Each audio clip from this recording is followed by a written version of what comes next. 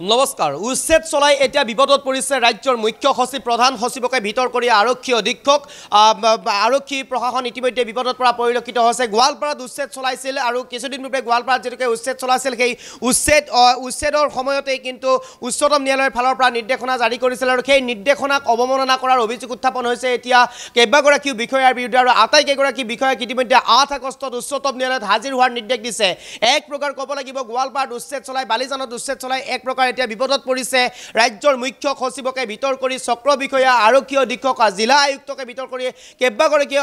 আৰক্ষী বিষয়া ইতিমধ্যে বিপদত পৰা পৰিলক্ষিত হৈছে কিয়নো গোৱালপাৰাত উচ্ছেদ চলোৱাৰ পিছতে বালিজানত উচ্ছেদ চলোৱাৰ পিছতে ৰাজহুৱা স্বাৰ্থজড়িত এখন আবেদন দাখিল কৰিছিল উচ্চতম ন্যায়ালয়ত আৰু সেই আবেদনখনৰ শুনানি দি ইতিমধ্যে আটাইকেইগৰাকী বিষয়াক অহা 8 আগষ্টত উচ্চতম ন্যায়ালয়ত হাজিৰ হোৱাৰ কঠোৰভাৱে নিৰ্দেশ দিছে আৰু কাৰণ জনাবৰ নিৰ্দেশ দিছে ইতিমধ্যে কি কাৰণে ন্যায়ালয়ৰ যি ৰায় দিছিল ন্যায়ালয়ৰ যি নিৰ্দেশ দিছিল সেই ন্যায়ালয়ৰ নিৰ্দেশক অৱমাননা কৰি উচ্ছেদ চলাই গৈছিল তাৰ উত্তৰ দিব লাগিব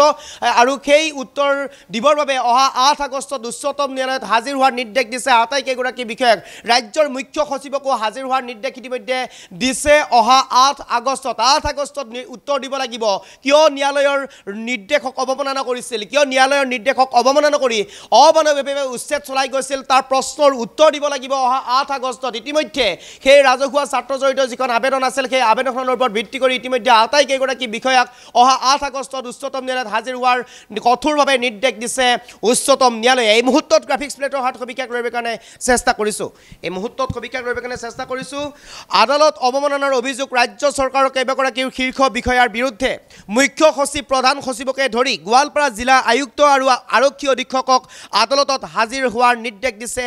আদালতে বালিজানৰ চক্ৰ বিষয়া আৰু গোৱালপাৰাৰ আৰক্ষী থানাৰ ভাৰপ্ৰাপ্ত বিষয়াকো হাজিৰ হোৱাৰ নিৰ্দেশ দিছে সমান্তৰালভাৱে কেইবাগৰাকীও আৰক্ষী বিষয়াক হাজিৰ হোৱাৰ নিৰ্দেশ দিছে অহা 8 আগষ্টত উচ্চতম ন্যায়ালয়ত হাজিৰৰ নিৰ্দেশ আটাইকেইগৰাকী বিষয়াক উচ্ছেদৰ সময়ত মানি চলা নাছিল ন্যায়ালয়ৰ নিৰ্দেশনা 37759/25 লেখ আবেদন দাখিল হৈছিল সৰ্বোচ্চ ন্যায়ালয়ত তাৰ পিছতে সমগ্ৰ বিষয় সন্দৰ্ভত বিচাৰ চলাইছিল উচ্চতম ন্যায়ালয় আৰু অৱশেষত বিচাৰ চলাই এনেদৰে এতিয়া সিদ্ধান্ত লৈছে অহা 8 আগষ্টত উচ্চতম ন্যায়ালয়ত হাজিৰ হ'বলৈ নিৰ্দেশ দিছে আটাইকেইগৰাকী বিষয়াক মুখ্য সচিব প্ৰধান সচিবকে ধৰি গোৱালপাৰা জিলা আয়ুক্ত আৰক্ষী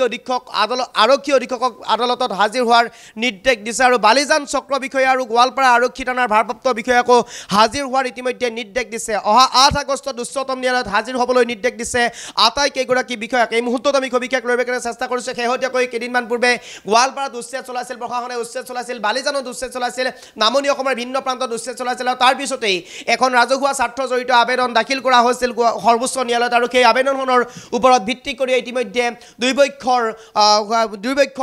মন্তব্য সুধিবলৈ ইতিমধ্যে সাজু হৈছে উচ্চতম ন্যায়ালয়ৰ যাৰ বাবে অহা 8 আগষ্টত ৰাজ্যৰ মুখ্য সচিবকে ভিতৰ কৰি প্ৰধান সচিব সমান্তৰালভাৱে গোৱালপাৰা জিলাৰ আয়ুক্ত আৰক্ষী অধীক্ষক আৰু বালিজান চক্ৰ বিষয়া গোৱালপাৰা আৰক্ষী থানাৰ ভাৰপ্ৰাপ্ত বিষয়াকো ইতিমধ্যে হাজিৰ হোৱাৰ নিৰ্দেশনা দিছে কঠোৰভাৱে নিৰ্দেশনা প্ৰেৰণ কৰিছে এই মুহূৰ্তত আমাৰ হাতত সেই নিৰ্দেশনা কপিটো আছে দেখুৱাবৰ কাৰণে চেষ্টা কৰিছোঁ এইখন হৈছে নিৰ্দেশনা কপি য'ত ৰাজ্যৰ মুখ্য সচিবৰ নাম উল্লেখ কৰা হৈছে প্ৰধান সচিবৰ নাম উল্লেখ কৰা হৈছে গোৱালপাৰা জিলা আয়ুক্তৰ নাম উল্লেখ কৰা হৈছে আৰক্ষী অধীক্ষকৰ নাম উল্লেখ কৰা হৈছে বালিজান চক্ৰ বিষয়াৰ নাম উল্লেখ কৰিছে গোৱালপাৰা আৰক্ষী থানাৰ ভাৰপ্ৰাপ্ত আৰক্ষী বিষয়াৰ নাম উল্লেখ কৰা হৈছে আটাইকেইগৰাকী বিষয়া হাজিৰ হ'ব লাগিব অহা 8 আগষ্টত আৰু হাজিৰ হৈ সমগ্ৰ ঘটনাৰ সম্পৰ্কে বিৱৰণী দিব লাগিব সমগ্ৰ ঘটনা সম্পৰ্কে কাৰণ কি কাৰণে ন্যায়ালয়ৰ ৰায়ক কি কাৰণে ন্যায়ালয়ৰ নিৰ্দেশনাক অৱমাননা কৰিছিল ন্যায়ালয়ৰ নিৰ্দেশনাক অৱমাননা কৰি তেওঁলোকে কিয় উচ্ছেদ চলাই গৈছিল কিয় অমানৱিকভাৱে তেওঁলোকে বুলডোজাৰ চলাই গৈছিল প্ৰশাসনে কিয় নিৰ্দেশ দিছিল ইয়াৰ কাৰণ জনাব লাগিব আৰু সমগ্ৰ বিষয় সন্দৰ্ভত অহা 8 আগষ্টত সৰ্বোচ্চ ন্যায়ালয়ে তেওঁলোকৰ মন্তব্য শুনিবৰ যাৰ বাবে ইতিমধ্যে অহা 8 আগষ্টত আটাইকেইগৰাকী বিষয়াক হাজিৰ হ'বলৈ নিৰ্দেশ দিছে উচ্চতম ন্যায়ালয়ত এই মুহূৰ্তৰ আটাইতকৈ গুৰুত্বপূৰ্ণ খবৰ বুলি ক'ব লাগিব কিয়নো উচ্ছেদ যিহেতুকে বৰ্তমান সময়তো চলি আছে উজনি অসমৰ ভিন্ন প্ৰান্তত উচ্ছেদ চলি আছে আৰু অহা আগন্তুক দিনতো উচ্ছেদ চলি যাব বুলি ইতিমধ্যে ৰাজ্যৰ মুখ্যমন্ত্ৰী ডক্টৰ হিমন্ত বিশ্ব শৰ্মায়ো মন্তব্য কৰিছিল সমান্তৰালভাৱে কিন্তু